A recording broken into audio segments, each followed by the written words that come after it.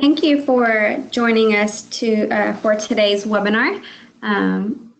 Michelle, I hope you have the updated one because I know I changed that front slide. This is the one that was in the email. That's strange. Okay, today we will be talking about a healthy school food culture. And today's guests are Annalise Tanner from Austin ISD, Nutrition and Food Service Director, and Danny Sheffield from Aldine ISD, the Executive Director of Nutrition Services. So we thank you for being on today and sharing your knowledge in the field and what your districts are doing.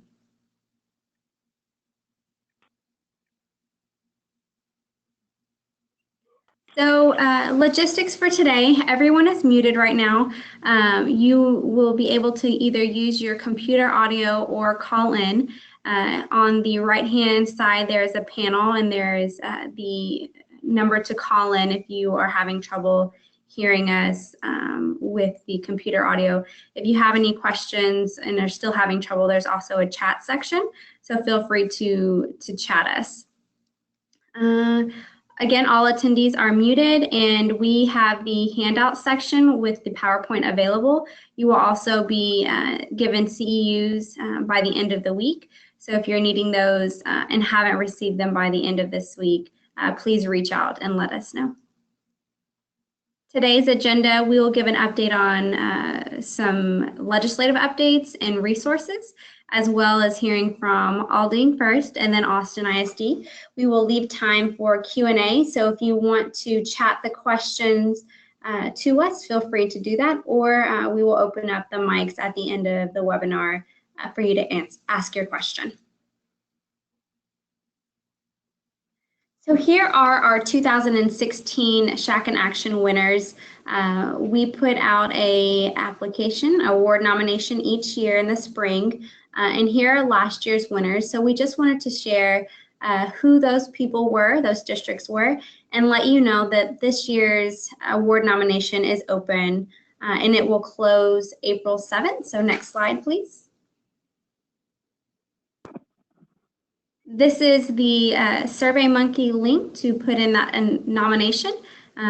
Make sure you copy it directly as is so that you are able to get to that form. And we will award 5 districts with $300 towards a SHAC initiative of their choice. And again, those will be, that deadline is April 7th, and we will have your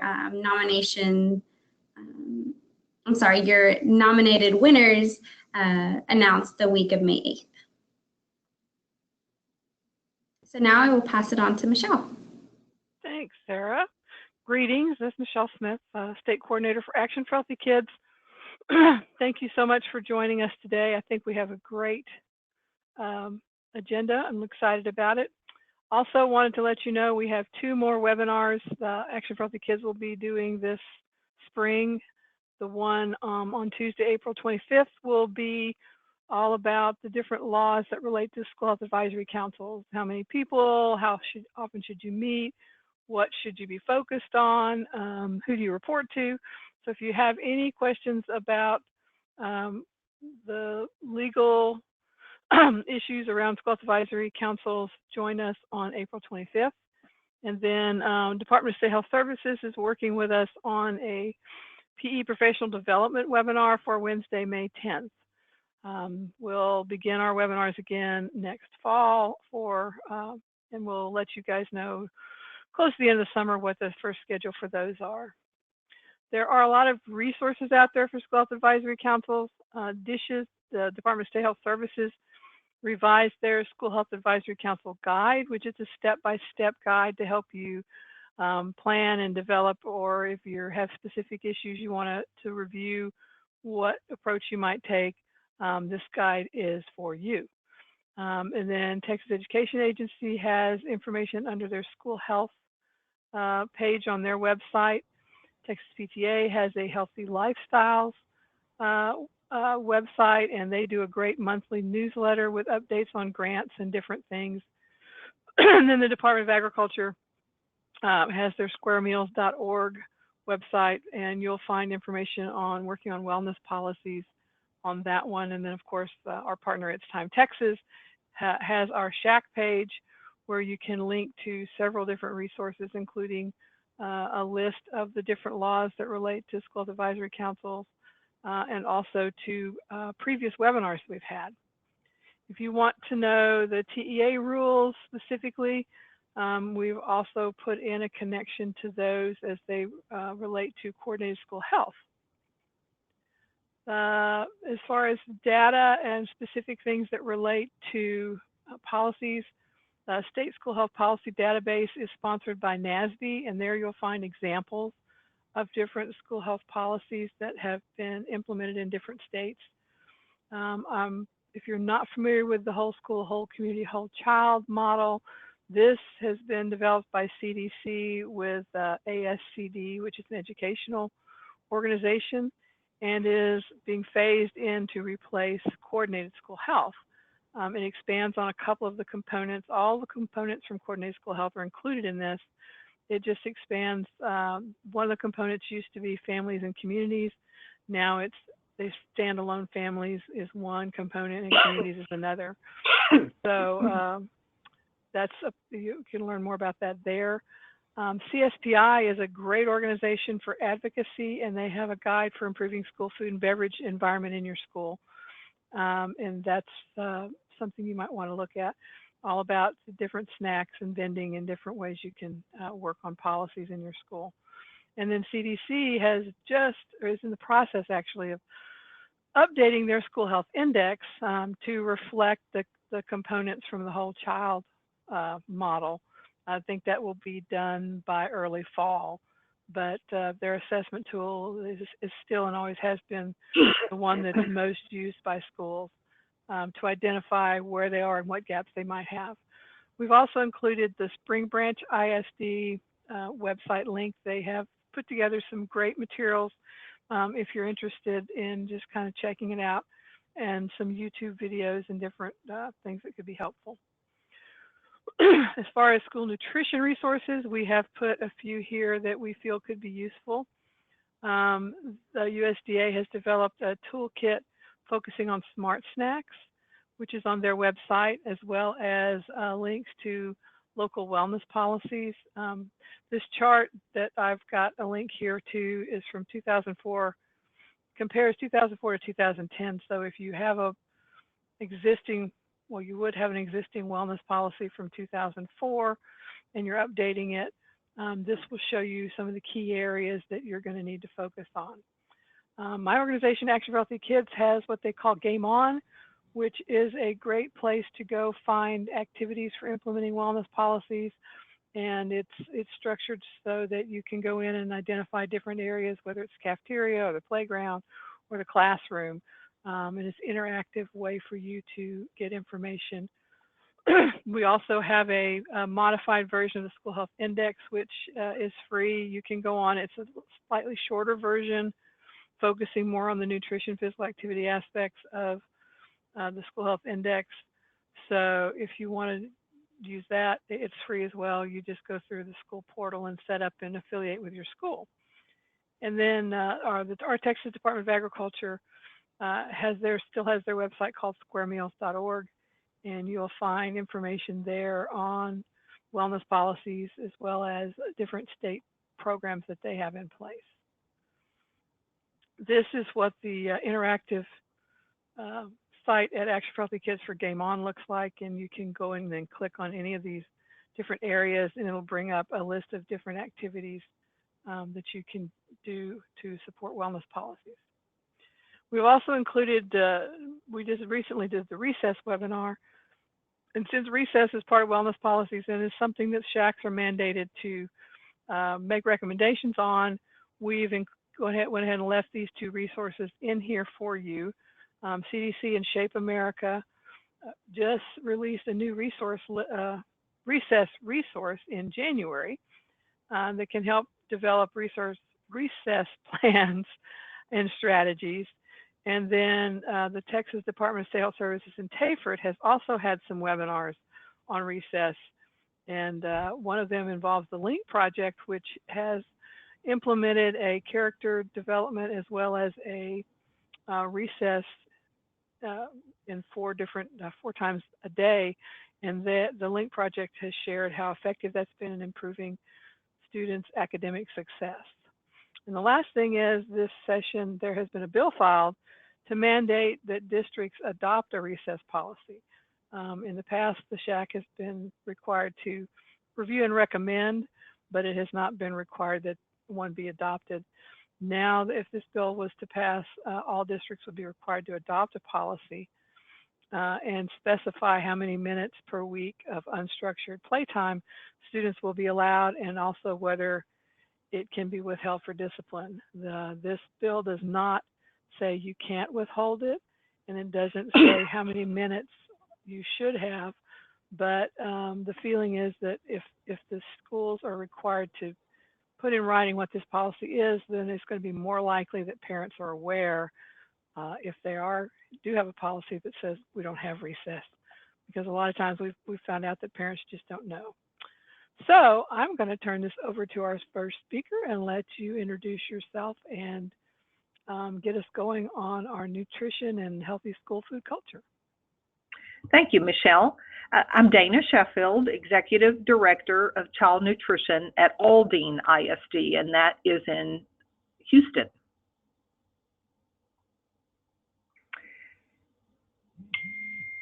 Just a little bit about our demographics. We have 77 schools, about 69,000 students, and 87% of those students are economically disadvantaged. The next slide shows all of the programs that we operate here in Aldine. So you can see that we start very early in the day and go through the evening meal at middle and high schools. And we also have schools who operate the fresh fruit and vegetable program. And of course, when the regular school year is out, we operate a summer meal program. Healthy food culture in Aldine. We are doing a number of things to promote a healthy food culture and always looking for new possibilities. Breakfast is really big here in our district. All students eat breakfast for free. And we have everything from traditional service in the cafeteria to mobile breakfast carts, even at elementary through high school, just depending upon campus needs. We also have a grab-and-go service that helps students who might be late to school if they are a car rider, or if they are perhaps an athlete practicing before school, maybe out running or playing basketball or participating in some type of athletic activity, and they cannot make it to breakfast prior to school beginning. We offer a grab-and-go service. We have carts at the front of the schools for car riders. We also have carts in high schools that we roll down to athletics for those students. And also, if students go to the nurse in the morning prior to 10 a.m., if complaining perhaps of a headache or stomach ache and they have not eaten breakfast, then they can come to the cafeteria and get a grab-and-go bag. So all of our schools remain open for breakfast until 10 a.m.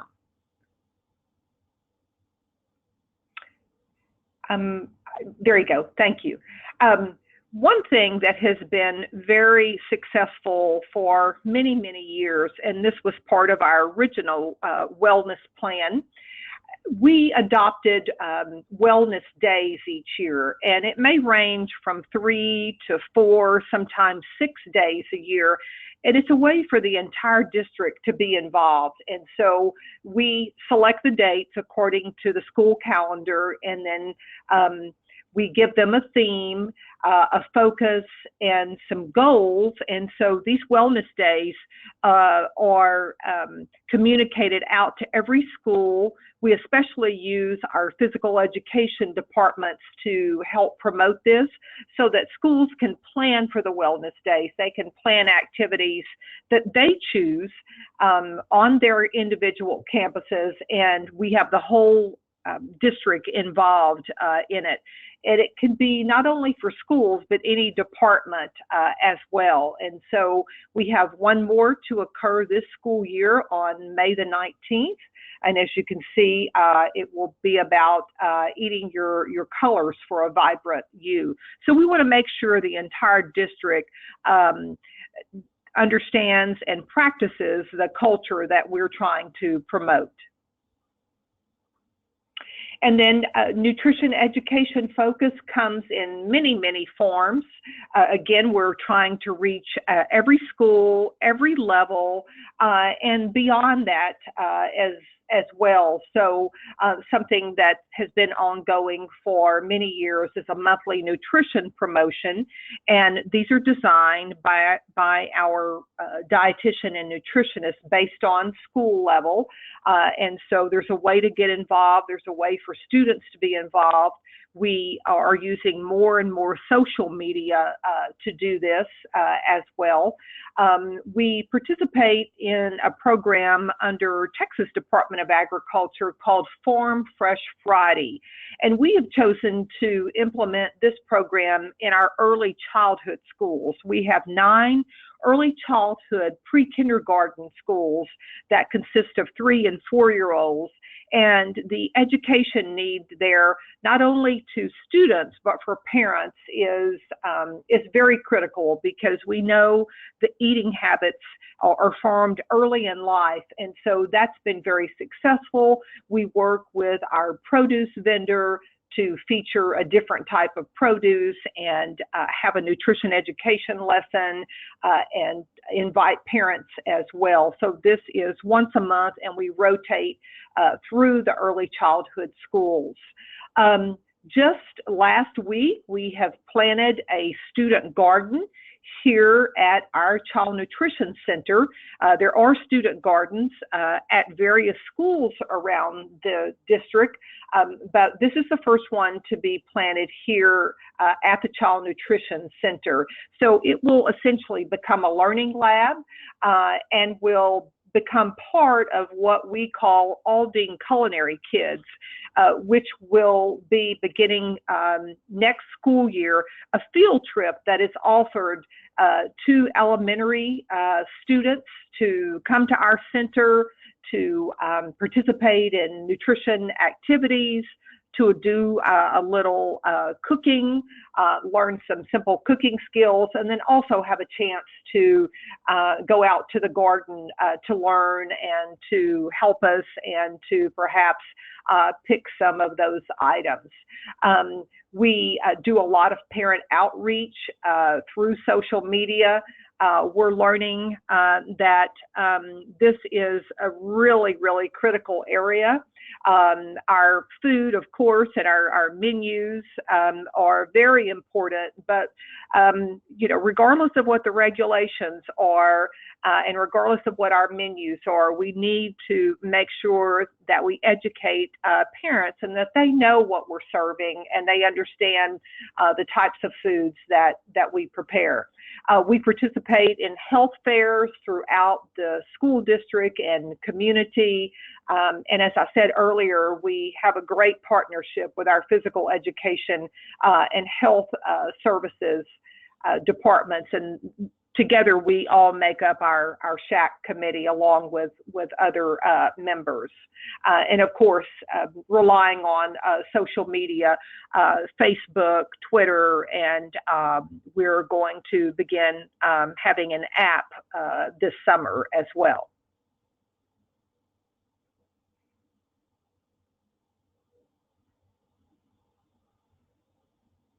Thanks. We'll leave all the questions till the end. Be sure if you have questions to type them in, and then we'll ask both of our speakers to answer questions after Annalise. So I'm going to turn it over now to Annalise. Let me just unmute you. There you go.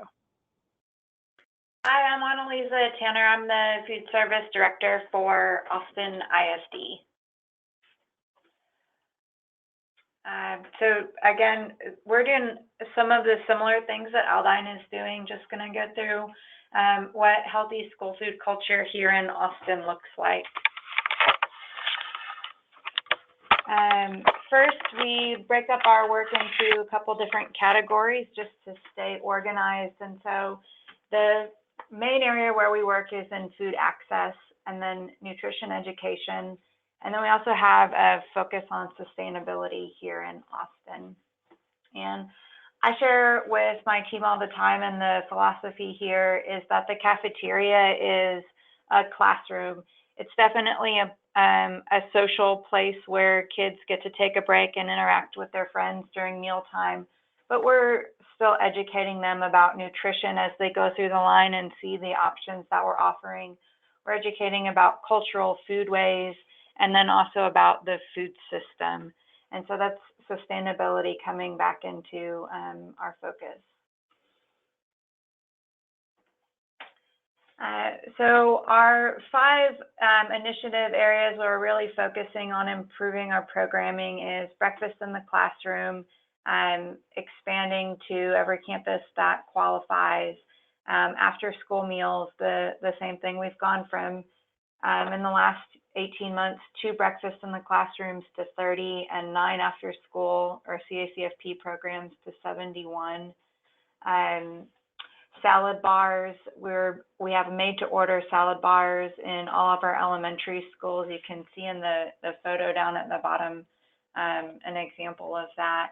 Our food truck to bring a contemporary twist to our food service for our high schools, and then a real focus on scratch cooking and global flavors. Again, bringing those cultural foodways in and then making sure we're offering healthy, fresh options for our students. So breakfast in the classroom, like I said, we've expanded from 8 to 30 campuses this year, and expanding breakfast in the classroom is part of our district strategic plan. So I think one reason we've been really successful is because everybody in our organization, starting with our superintendent, talks about how important starting out the day with a healthy meal and starting out the day together with that meal is. So you can see up at the top, we one traditional model that we do from our elementaries all the way through our high schools, and it works really well. Here, when we talk about the room service that we provide our campuses, our menus include a daily vegetarian option to make sure that we have good diversity and choice for our students and that all students can participate regardless of dietary preferences. We focused on scratch-made recipes, so you can see our team hand making those toaster sandwiches on the left and hand rolling kolaches on the right. In order to be able to scratch cook, we have 2 strategies there. The first is that every day we have cereal available, which is down in that bottom left-hand corner. And then that helps defray the take rate on our homemade or scratch-made option. And then, I lost my train of thought, sorry. And then we also, let me think of where I was going with that. So we have the 2 options to defray the take rate. And then we have, there we go. I've remembered where I was going with this. We have a really detailed production plan where we're planning 2, 3, and 4 days out for each item. So when we serve kolaches on Thursdays, they start proofing the dough on Monday and rolling on Tuesday, baking on Wednesday, so that we're ready for Thursday. So the scratch-made breakfast in the classroom really takes a good amount of planning, but then it pays off in the participation that we see and in the nutrition value that our students are getting.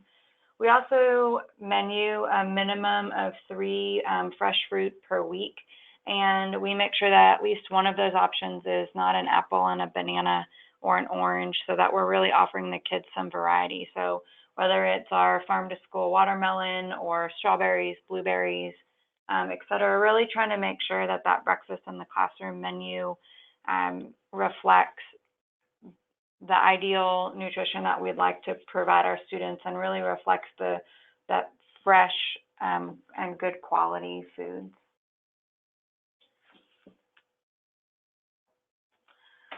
Salad bars has been another big focus area of ours. We've rolled out a salad bar to every elementary school in the district this year. And this year we're offering salad bars 2 days per week minimum, and next year they'll be offered every day. To keep the excitement around the salad bars going and to make sure we're exposing the students to a variety of produce, we have themes that rotate every 2 weeks. So on our fall menus, we had a chef theme, pretty standard with deli meats and broccoli and carrots. It's actually the second row on the left-hand side. That's the chef salad. And then we switched to an Asian, which had edamame and mandarin oranges in it. The fiesta, we had some peppers, and cilantro that was locally grown. And then we switched to Mediterranean, where we had olives and mushrooms. Just really trying to make sure we're getting a variety of vegetables out there so that the kids stay engaged with the salad bar and have the opportunity to try new things. It's been a really good way for us to incorporate local produce because we can do it on a smaller scale. And then that way our farmers are able to produce the amount of vegetables that we need. And we've paired with an organization here in Austin called the Sustainable Food Center. And so the week before a salad bar opens, they go out to the campus and do a veggie sampling of those different vegetables that are going to be on the salad bar. So they may go out and sample the watermelon radishes or rainbow carrots to get the students excited and ready to try those foods when they're available for lunch. In order to help the line speed, in the elementaries, we have menu order cards, which you can see here in the middle right-hand side, that the students will fill out in the classroom or while they're waiting in line. And they just circle the different options they'd like on their salad so they can hand it to the server. That way, if they have a very soft voice, the server knows what they want on their salad and we can keep the line moving. We also introduced self-serve salad bars in our high schools this year. So that's the very bottom left-hand corner, where we just turned the scoops around and the spoodles around so the students could serve themselves. And it ends up resulting in the kids taking more fruits and vegetables, which is, for our nutrition goals, is fantastic. And then it also, the students feel like they're getting a bigger serving size. We heard through student surveys that they felt like they would like more food or bigger portion sizes. So we've done that by allowing them to take as many fruits and vegetables as they'd like. We've saved on labor and supply costs by doing this as well, because we're not cupping up individual portions of many fruits and vegetables that maybe get carried over or left over and then eventually wasted. So we're able to free up about 5 to 8 hours a day in our kitchens by doing the self-serve, and then the kids are taking more fruits and vegetables. So it was really a win-win strategy for us.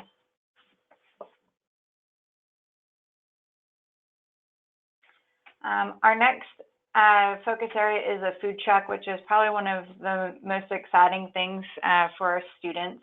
We have very generous funding from different organizations that allowed us to do a trailer at Anderson High School where we piloted the food truck model. And we started out with our global menu themes, and it's been a great innovation station where we can offer different cultural foods and get the students introduced to them and exposed to them, and really see if they'll work on a larger scale in the rest of our menus.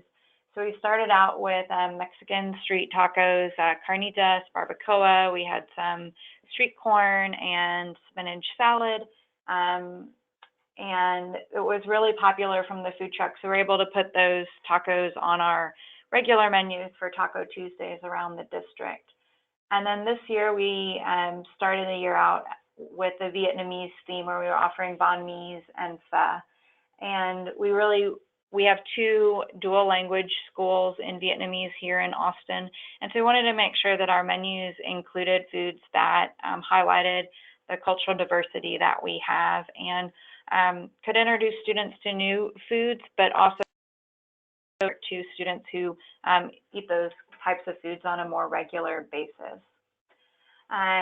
This year, we actually on Friday kicked off our mobile food truck. So with the success, we were able to receive grant funding for a mobile truck that will visit each high school one day every 3 weeks. And so for this food truck, we're doing globally themed burgers. We wanted to highlight a food that students usually leave campus to go and get, but that would be a much healthier rendition of that food. So we chose the burger, but we're hand making those buns, hand making the burger patties. Of course, it's whole wheat and lean protein. And then we're topping with different globally inspired toppings that also include vegetables. And then my favorite part about it is that our sides are a roasted potato salad or a roasted Brussels sprout, so no fries from our truck. And we're using this truck also not just for expanding food access and giving our students the opportunity to experience food in a way that they may not be able to outside of school. We have it available for events and catering for additional revenue for the district to support these more expensive ingredients that we feel is really important to have on our menus.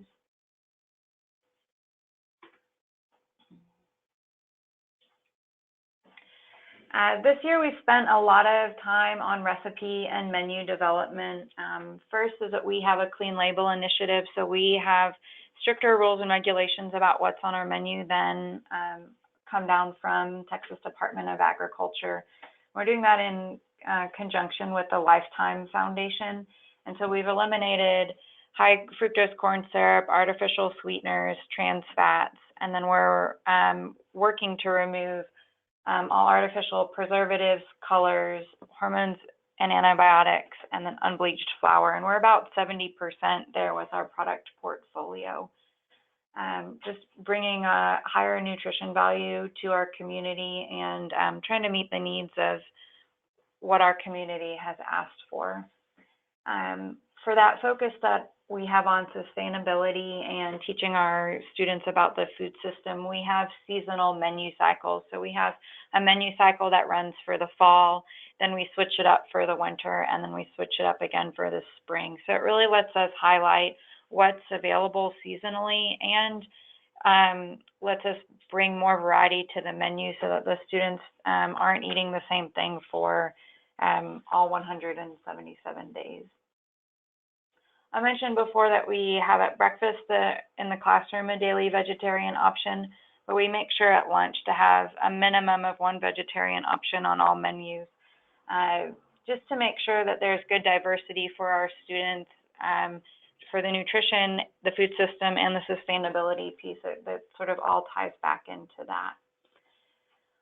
Our chef has been doing culinary training with our staff this year because we have these new recipes that require a lot of scratch cooking, and we know we need to focus on the fundamentals like knife skills to make sure they can be implemented well and professionally in the time constraints that we have.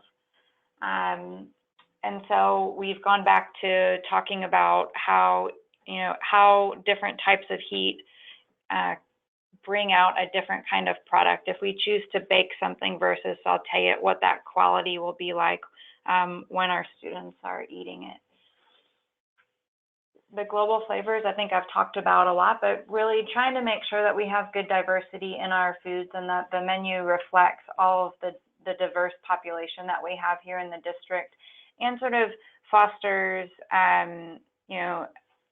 acceptance and understanding of other cultures, because we all sort of tie back to food as a fundamental part of our cultures. We do a lot of taste testings. You can see there in the middle, we have a picture of our sample cup. So when we have any new item on the menu, whether it's the hummus plate, the curry that's down in the left-hand corner, that's the lentil chili Frito pie in the middle in the sample cups, we have our teams make the recipe the day or a few days before, which gives them the opportunity to practice a new recipe.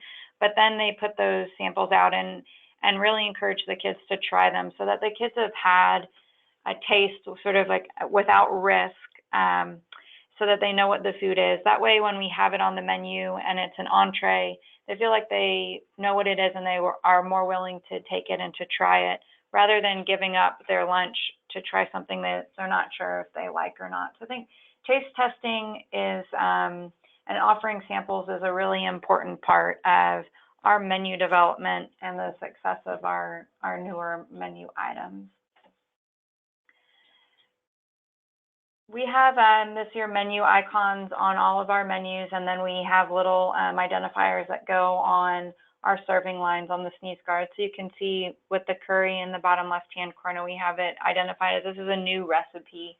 But we also have meat identifiers, a little chicken, a pig, or a cow, so that our community knows what proteins are in the foods, and that way they can choose the menu option that aligns with their dietary preferences.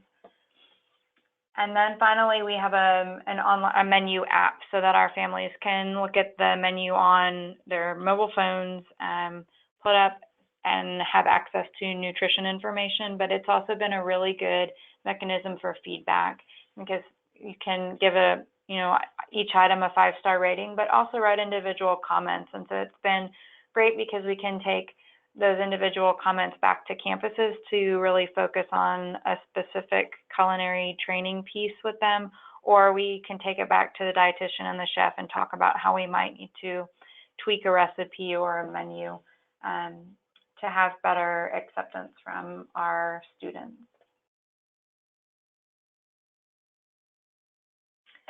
And then the local and sustainable portion is a big part of the food culture here in Austin. We're part of the Good Food Purchasing Program, where we look in conjunction with the city.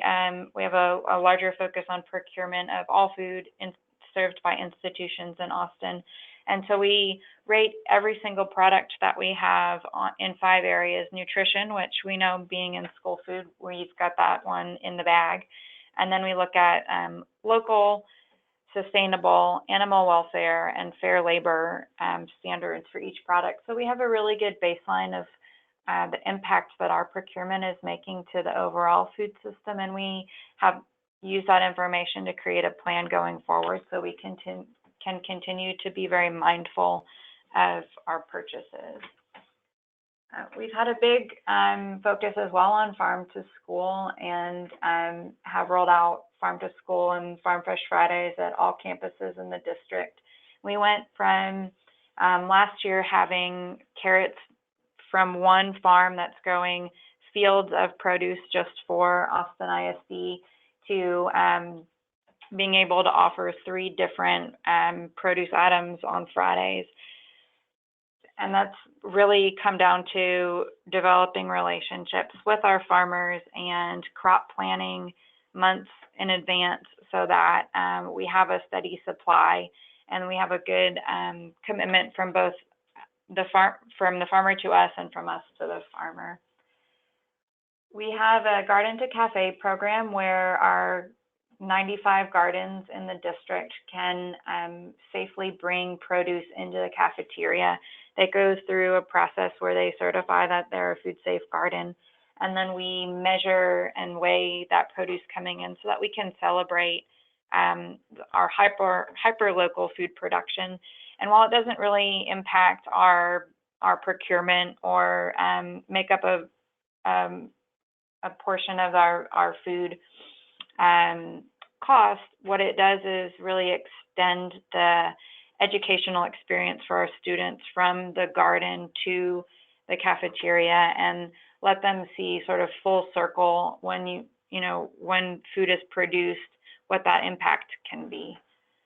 And then again, sampling has been a big part of our nutrition education and the sustainability education for our students, where we highlight items like local beets. When the farm here had a surplus of beets that weren't pretty enough to sell at the farmer's market, we were able to bring them into the schools and do a sampling for our kids to try. And honestly, one of my favorite things from our local samplings is the education for our staff as well. We had some staff that hadn't had beets before. And so just the nutrition education overall for the community, especially with those local sampling, has been really fun. And that's it, just a little bit going on here in Austin. Just a little. Thank you. Thank you both so much. Y'all have some excellent programs going. I have a few questions.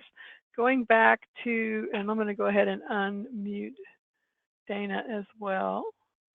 Going back to breakfast in the classroom, when you're doing grab and go breakfast, do the kids get to take breakfast with them to the classroom? I've got a school that's like the principal doesn't like the kids to take breakfast to the classroom, so the grab and go thing's not working out for them. How does that work for y'all?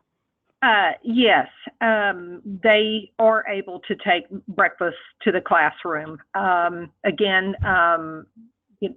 we have administrative support as well, and some principals may not, be totally in favor of it, but they do, see that the benefits of that student having a breakfast versus, not eating in the morning, outweighs, and that it's not the anticipated, mess that they think it's going to be, because the student can essentially put everything back into the little plastic bag and then, toss it in the trash can. Annalise, do you have any comments on that? We don't have any grab and go programs here in Austin. We do traditional delivered to the classroom. So we wanted to spin that and make it, instead of saying the kids are going to be bringing food into the classroom, we wanted to make it sort of a more appealing and an upscale feel. So we call it room service. And what was successful for us was to have a couple early adopters do it, and then ask those principals to talk with their peers about how it impacted not just the trash in the classroom, but the rest of the campus. And so our principals who didn't want any food in the classroom, when they heard from their peers that it didn't increase pests, but it did decrease absences and tardies, that's really where the win came for us. Okay. You mentioned using social media to get your parents on board. How are you getting parents do they join your social media? How are y'all handling that to get the parents engaged with social media? We have a Twitter account, and Twitter is pretty active here in Austin ISD, so parents opt in to follow us. And but we have our menu app, so it's on our printed menu that there's a menu app available. Again, our principals are really great resources, sharing the link to the app and having signs in their front offices. And so just, I think in every communication channel, whenever we're talking, we mention the app. Anything that's printed has the information about the app on it as well. I know you, Annalisa, you mentioned, room services, how you got your principals engaged. Dana, do you have any comments on how you got your principals to buy into breakfast in the classroom and grab and go? Oh, goodness. It just started so many years ago. Actually, we originally had breakfast after first period in our high schools, and that was in the mid-90s. A principal was really concerned about students, having breakfast. And so we did that for a while, and it was hugely successful. And then that sort of transitioned into the breakfast carts and the grab and go. So we just stay very active in communicating, the benefits to principals, and they see the benefits on their campus, and that it really helps, as Annalisa said, with, attendance, tardies, discipline problems, less trips to the nurse. And so it just becomes part of the culture. And as students advance to the next grade level, they're just accustomed to having breakfast in some, alternative way that really is, to them, it's not alternative. It's just the norm. It's just part of the culture to have the bag, to stop at the cart, to, eat in the classroom. So we have gotten away from even the term alternative. You just have to be adamant. I'll also say that, we focus on how breakfast in the classroom benefits whole child education, but we also thought about how our menu is perceived by the principal and the teachers and the adults. And so we make sure to share that. It's also a value added for the teachers because we allow our teachers to have a free breakfast as well. And so because we were thinking about room service, we have an omelet entree, which is a heat and serve product. And then we also put chicken and waffles. And we had a couple principals where the adults in the campus wanted to have access to the breakfast as well. And so I believe you have to think about who your audience is and then find what will be the catalyst for them and then highlight that. So it's not as student focused, but in the end, it was the best benefit for the students. You mentioned a food safe garden. Annalise, can you explain what that is? What you mean? We have an application for the school gardens, and they go through and they certify that the garden beds are made out of food safe materials, so not out of railroad ties or tires, things like that, that their farm animals are separate from the garden area, and go through sort of like a mini GAP certification to really consider food safety with the school garden. And that's available on our website if anybody would like an example of it. Cool. Okay, any more questions? I don't see any more here. If anybody has anything, if y'all have any final comments or things you'd like to share with our audience, words of wisdom. I think y'all have done a great job of covering a lot of material and a lot of good ideas. Two very successful programs. I did want to ask for Aldine, what will the app be used for? Really for all sorts of things. The app will be used for menus, to communicate menus. It will be used for menu feedback. It will be used for announcements about new menu items or recipes, communication to parents, just anything that we want to get out faster through that social media platform. Great. And then my other question for both Aldine and Austin, funding sources. I know Austin mentioned, partnerships and foundations that they're working with. How did y'all connect with them? And then Aldine, what funding sources do y'all have to implement the learning in the class or the learning garden? Yep. Go ahead, Annalisa. We have quite a few funders, and some of them we saw announcements for grant applications, and so we applied, and then once the organizations learned about what we were doing, those relationships grew. Some came just from word of mouth, and they reached out to us after hearing what our focus areas were and how our visions aligned with theirs. So just in a variety of ways, but I think the more that you're out there talking about what you're doing, and especially in areas of interest like our 5 focus areas, breakfast and salad bars and local purchasing, there are organizations that really want to help expand those opportunities for our students. So it's, I think if you see a $2,500 grant, you start with that, and the more that the funders learn, they may have other funds to support your broader vision. And it's the same for Aldine. Our garden was started through a USDA grant, and so we too look for grant opportunities. And as Annalisa said, a lot of nonprofit entities, will find out, about our programs, and they certainly want to become a partner and become active.